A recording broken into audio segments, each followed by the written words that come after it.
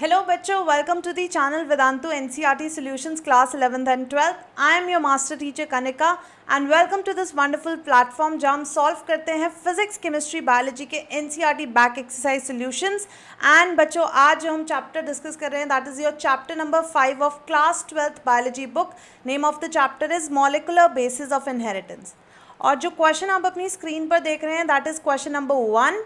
Question number 1, group the following as nitrogenous bases and nucleosides. तो आपको इन given compounds को क्लासिफाई करना है, बताना है कि वो नाइट्रोजनस बेस का नेम है या फिर न्यूक्लियोसाइड है। तो बच्चों अगर मैं बात करूं नाइट्रोजनस बेसिस की, तो हमारे पास दो मेन तरह के नाइट्रोजनस बेसिस मिलते हैं। One of them is purines, right. One category is known as purine and other category is known as pyrimidine, right. दो तरह के नाइट्रोजनस बेसिस मिलेंगे। प्यूरिन्स की बात करें तो बच्चों हमारे पास दो मेन तरह के प्यूरिन्स होते हैं, एडेनिन एंड गुआनिन, राइट। आपको ये नाम याद रखने हैं, एडेनिन एंड गुआनिन। अगर मैं पिरिमिडिन्स की बात करूं तो बच्चों तीन तरह के पिरिमिडिन्स हमें मिलेंगे, साइटोसिन, थाइमीन। थाइमीन जो कि सिर्फ हमें मिलता है डीएनए मॉलिक्यूल में, तो मैं लिख देती हूँ ब्रैकेट में, this is found only in DNA molecule. Lastly बात करें बच्चों, we have a pyrimidine called uracil जो हमें मिलता है सिर्फ आरएनए मॉलिक्यूल में, आरएनए मॉलिक्यूल में। तो बच्चों ये दो तरह के नाइट्रोजनस बेसिस हैं। अब बात करते हैं what are nucleosides. What are nucleosides? बच्चों nucleosides are formed by the coming together of, by the bonding between pentose sugar, deoxyribose भी हो सकती है, ribose sugar भी हो सकती है in case of RNA, and when this pentose sugar reacts with the nitrogenous base, तो हमारे पास जो कंपाउंड बनता है उसको हम बोलते हैं न्यूक्लियोसाइड। अनटिल अनलेस इसमें फॉस्फेट ग्रुप ऐड हो तभी इसको हम सिर्फ न्यूक्लियोटाइड कहेंगे, otherwise pentose sugar and nitrogenous base is a nucleoside.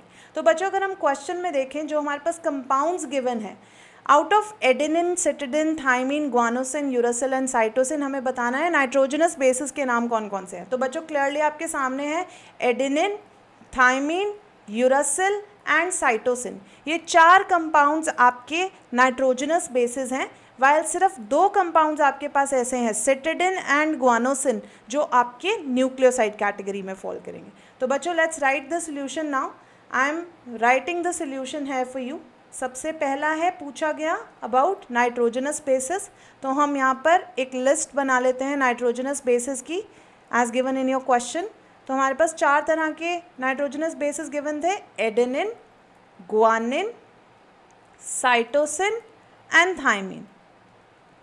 Cytosine, okay, let me see, cytosine was there? No, it was thymine, right? तो क्वेश्चन में आपसे सिर्फ थाइमीन के बारे में पूछा गया, राइट। तो हम यहाँ पर लिख लेते हैं thymine. And we were asked about uracil also, तो यूरासिल भी एक नाइट्रोजनस बेस है। Let's check if the list is right. Yes, adenine, thymine, uracil and cytosine. Okay, so even cytosine हम यहाँ पर ऐड कर लेते हैं। Okay, then we were asked about nucleosides. Nucleosides कौन कौन से हमारे पास, सिर्फ दो ही न्यूक्लियोसाइड्स गिवन है क्वेश्चन में, one is cytidine and other is guanosine.